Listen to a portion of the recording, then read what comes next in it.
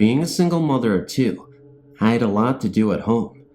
The house was a 2-bedroom frame, painted white with green trim, neatly kept yard, and a large basement. My 2-year-old son and 14-year-old daughter played through the summer months, outside in the yard in nice weather, inside in the den, in their bedrooms in rain or fog. We had lots of fog living near the sea. The house had been refurbished by a couple married late in life. The wife, a short, cute woman in her 40s, and her husband, 37, who loved her to distraction. He built sidewalks and cut designs into the concrete and painted lovely colors over the sections, creating a picture of love from his heart. She had been married to a beast of a man. Beatings were a daily thing. She ran away many times, but he found her and almost killed her twice. While in the hospital recovering from near death after another beating, an attorney was brought to her room. A sheriff brought him and stood by and witnessed while she was legally divorced and all her money and property returned to her. She couldn't understand how this could happen. Bandages covered most of her face. A skull fracture left her dazed. A judge entered and signed a divorce decree in a small town where her family had been respected since the town was formed. They gave her husband a choice: sign these papers or go to prison for attempted murder. He signed and was driven to the edge of town and put on a bus headed to Mississippi with the driver or deputy sheriff there to escort him all the way. Her second marriage was 6 years later. She had worked to get her life together. Scars were on her face and arms, left her a reminder that love does not last. She met a handsome carpenter. He began coming to her church. He began courting her. She was cold to him. After all her friends and loved ones told her he was deeply in love with her, she finally agreed to marry him, but he got none of her money ever. He agreed to that. He had a good business. He worked building homes and reconstruction of antique houses that needed the love his hands created. 2 years passed. They lived quietly. He had many friends, and so did she. The cottage she owned needed attention. He began to do many lovely things to keep it nice for her. The yards glowed with colors, different flowers for all seasons. They lived there content, but she never trusted him fully and told him so many times. The phone rang several times. She was sleeping in. He and 2 workers had left in the big flatbed truck to go to the city. One more day would finish the job there, and the money was good. He had an investment in mind. Life was good. 2 buses traveling down Highway 101 passed one another twice, one falling in behind the other, then pulling out again. They did this until the passengers began to get nervous. The truck was there. Nobody saw it come around the bend in the highway. The bus had pulled out again, right into the path of the oncoming truck, with the happy man and his workers, headed for the final day in a big job, with a good payday. She buried him in the nicest gravesite she could find. She walked in a daze. She didn't cry. She was all business. Everybody thought she didn't really love him. She loved him. She had lasted 3 months. She stopped eating. No water touched her lips. She was already dead inside. She stood looking at the lovely yard. All blossoms of every color filled the whole area. The air filled with fragrance.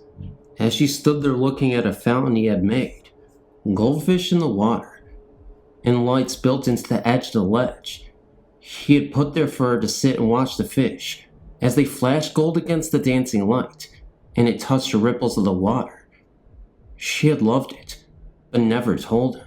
She passed away. Her friends found her body in their bed, covered with the silk bedspread they bought in San Francisco just the last month. It was easy to get into the cottage. She kept the doors and windows open so he could get in when he came home. I was told this story by many people once they knew I had moved my family into the cottage. I never thought anything about it being more than romantic, until one night I saw a dark shadow standing in the bathroom. I rushed towards the open bathroom door and pushed in. Nobody was there. I'd seen a tall, heavy-set form standing inside the bathroom, but nobody was any place in the house except my 2 children and me. That night, loud knocking woke my daughter. It was coming from her closet. Thinking it was her little brother playing a game, she got up, and though sleepy and ticked off at his silly 2 games, she opened the closet door. The kitchen light was on, and light shined into her room. She could see clearly. Nobody was there, but something brushed past her. She looked all over the house, and got me and her sleeping brother up to search. No door or window lock was open. 2 weeks passed. My daughter was in the kitchen, and a pink mist passed through the room in front of her. That was the last we saw of anything different or unusual. Until the next night. We were in the kitchen, and from the other side of the kitchen, we saw 2 figures holding hands. The most unusual part about this, though, was that they were transparent, but not only that, they were all bloodied. They didn't say anything, not even a word, and there was a knife lodged into the back of her head. The image of this apparition flashed for a couple times, but in a split second, it was gone. But you could still make out all the features and the details, and of course, the girl's knife being lodged into her head. I don't know how that even happened. I guess it was the abusive husband. As for the lady's second husband, I'm really wondering what happened with him. Why we didn't see him and saw the first abusive husband. Why did we even see this couple to begin with? We heard the stories, yes, but why were we so special? Why did she want to reveal herself to us? I was definitely scared. My daughter was scared. My entire family was scared. After that, it all stopped, and we lived there 2 more good and happy years. Not a day passed that I didn't think of the lovers who never really exchanged feelings for one another.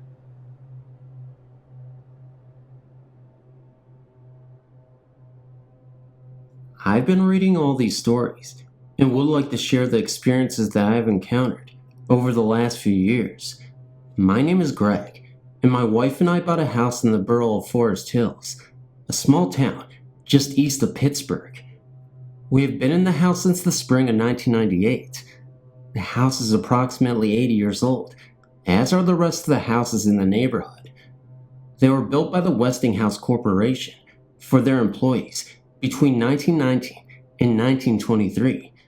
As one would expect, the house needed some cosmetic work done before we could finally move in.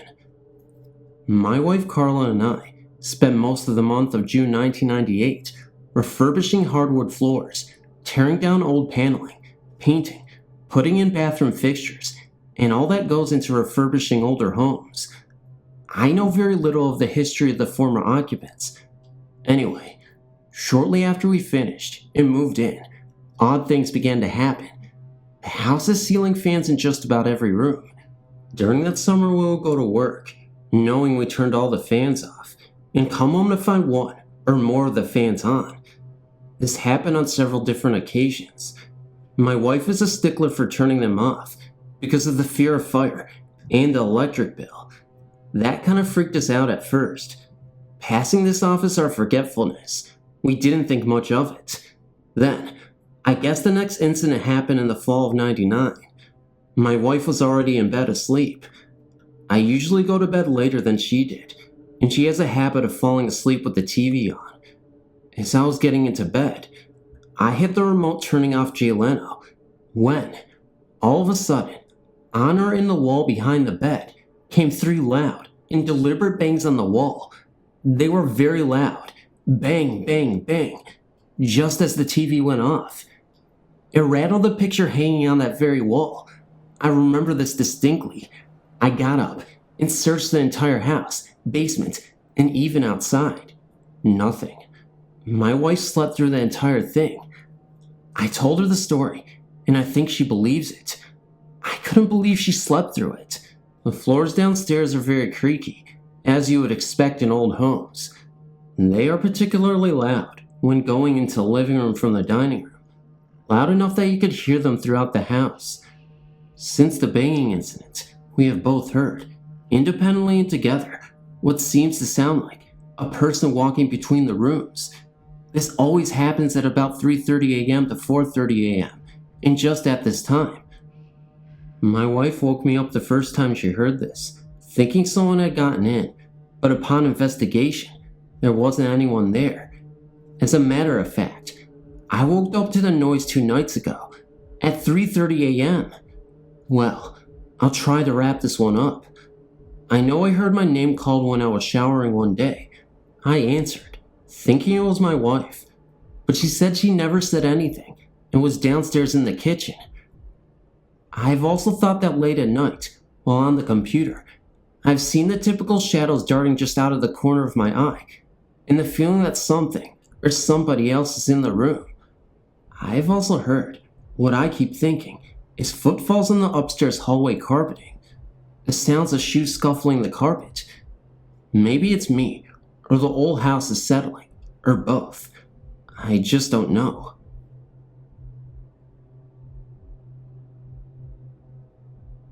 My grandma lives in Flint, Michigan, and has lived there for some time now. When my mom was younger, she heard loud noises in the kitchen. When she would holler for someone, it would stop. Years afterwards, I was staying the night with my cousin Joanna. We were sleeping in my cousin Alex's room.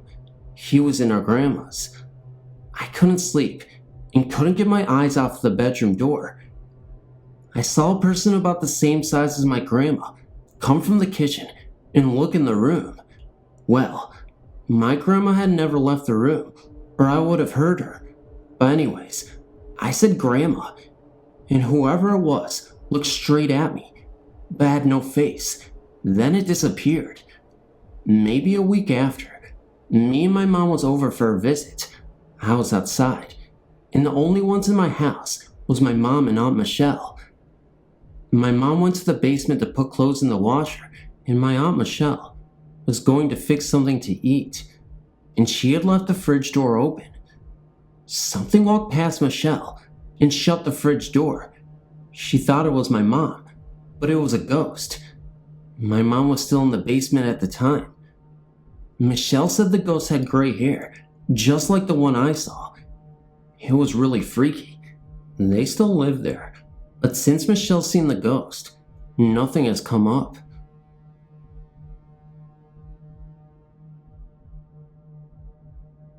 Ever since I can remember, I've been sensitive to paranormal activity, which is something my grandmother says runs on our side of the family. Anyway, in the summer of '98, my wife was pregnant with our first child, and my grandpa was dying of cancer. It was a very stressful time for me.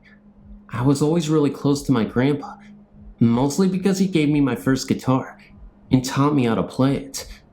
This meant a lot to me, because now I played lead guitar for a local band and have had the time of my life because of it. My grandpa had gotten cancer when my wife was about 5 months pregnant, and not long after that, his cancer got worse.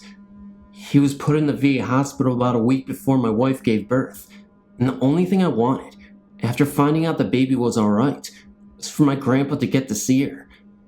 Out of nowhere, my grandfather recovered enough that he could go home. He got to hold her one time before the cancer took a strong hold on him, for the last time. The next 2 months of his life were spent in agony and mostly without any mental capacity. My daughter was just about to turn 2 years old the next time I would visit him at his grave. My wife, daughter, and I went to the graveyard, and I talked to Papa for about 15 minutes before we decided to go. We turned to leave, and there was a big dog standing just inside the entrance to the cemetery. We stopped, and the dog just stood there, tilted its head slightly, and bolted in the other direction with its tail between its legs. We started towards the car, and my daughter turned around, started waving, and saying goodbye. I didn't think much of it till we got home, and my daughter, who can talk pretty good for a 2-year-old, was telling my best friend that there was a doggy and Papa made it go away. Hearing that made me start crying right then and there. I'm a little misty-eyed now thinking about it. I love my Papa very much, and I'm glad that he got to see his great-granddaughter again. Sorry the story was so long, but I hope you enjoyed it. P.S. I have a lot more experiences to share. This one just meant the most to me.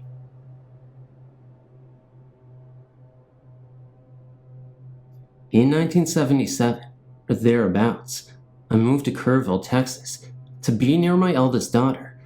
I worked as a maps draftman for a now-defunct map company, about 15 miles from there. Kerrville began as a small Texas town, founded by an ex-ranger, was a rather cliquish town, one department store, city hall, and a couple of churches. In the 50s, it became the home of a silversmith who capitalized on the hippie movement's wearing of silver crosses. His business is now national and well known. Kerrville is now much larger, in the hill country, and a mecca for the retired military. I rented a small Victorian home, suddenly vacated by two couples who shared it. My job required me to be at work at 7 a.m., so sleep was vital. I was raised in a family accepting ghosts as a natural phenomenon, but they still frighten me. I'm an artist and was a musician, which probably heightens my sensitivity. If there is a spirit, my initial impression is of a shadowy area. There was such an area in the kitchen in the front of the sink, although there was a window above the sink, so it was well lighted. On the first night, my little dog and I retired. I have a habit of shutting my bedroom door. Soon there was activity outside my door, definite movement, throwing of things around. This continued each night until I began to sleep on my daughter's couch for a few nights. Her husband objected. He's a skeptic, and I knew it wouldn't help if I explained. Across from my bed was a solid wall of casement windows. Not able to afford curtains, I hung sheets over these. When I came home from work, they would always be on the floor. There was a closet door in my room that would not stay shut. The last night I spent in the house, I dragged a heavy bonnet-type hairdryer over to hold the door shut.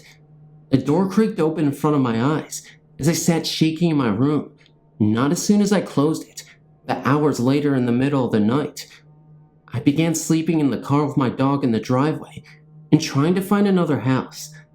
An older couple who lived across the street came to the door one afternoon and told me they had noticed I was sleeping in the car and told me the story of the house. It was built for a lady by her husband. They raised two sons there. The husband died. Later, the old lady had stomach cancer and was in a nursing home. In the final stages, she begged her son to let her go to her home. He lived in another city and traveled. She would be in pain and go to the kitchen and drink milk to ease it. She died in the kitchen and laid there for days until her son came to town to check on her. And they couldn't open the door because her body was wedged against it. She died in the shadowy area. I guess she didn't want others in her home and sheets at her bedroom windows.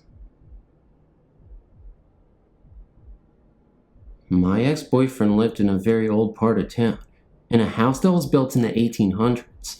At one time, the house had been a stately and elegant one, with a long, gracefully curving stair as the focal point upon the entrance into the foyer.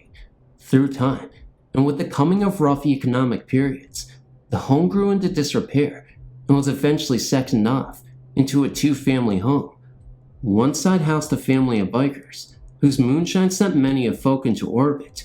We didn't have any moonshine the night this happened, and in the other lived my boyfriend and his roommate. One night, myself, my boyfriend Nick, Nick's friend Dave, and my friend Stacy, who was dating Dave at the time, were at the house. We were descending the grand staircase I mentioned earlier on our way out to enjoy our Saturday night. All was dark, except for the soft lighting coming from the kitchen, which was illuminating the front doorway. On the front door, we saw the unmistakable silhouette of a woman in a long, old-fashioned hoop skirt like women wore in the 1800s. She scared the wits out of me and Stacy, and we both refused to go any further down the stairs until the rest of the lights were put on. Chickens, aren't we? Although Nick and Dave were in a position to see the woman's shadow as well, for some strange reason, they were unable to see her. Maybe she only liked women. Whatever the reason was, we'll never know for sure. But this I know. It was one of the most scariest incidents I've ever experienced in my life. Hey everybody, I just wanted to get this out really quick before I move on to any of the funny stuff I was going to say in this outro, but I just wanted to say Springtrap, your mother, happy birthday to her mother. She turned 48 a couple days ago. Unfortunately, she's no longer with us, but I thought it'd be appropriate to give her a shout out because she was a big supporter of the channel, and Springtrap is as well. So thank you so much, and I appreciate your subscribership and everyone else as well.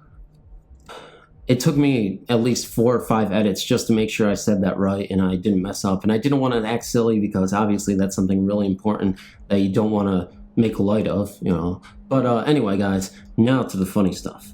Did my teeth hurt? Because my teeth feel like they hurt. That's not even funny. I don't know what I'm saying. Guys, I'm just tired. I'm exhausted. It's really hot. We don't have any AC in the house, and I'm going to pull an angry grandpa and just get mad. And why I'm thinking about him, I don't know. I'm slurring my words. I'm back to what I was. My teeth are falling out. My life is going haywire. You know, my computer, apparently there's like some kind of glitch on the computer that won't let me see the full screen. So I don't know what's going on, guys. Hopefully nothing blows up in my house, or the computer blows up, or my face blows up, or everything blows up. But anyway, guys, be sure to comment, like, share, and subscribe. There's some really good stories in here. I know I say that all the time, but it's because it's true. I'm not gonna brag, humble brag, all the brags in the world, but you know, guys, it's just the way it is. Anyway, guys, sorry if I'm annoying you, but I'm probably not if you're still watching this and listening and laughing? Is that even a word? Giggling? Not gonna edit that out. But anyway, guys, good night, good morning. I love you so much, and I'll see you in the next video. It's been a while, and I'm so sorry that I've been late, but I love you guys. Hopefully that works. Hopefully that's enough.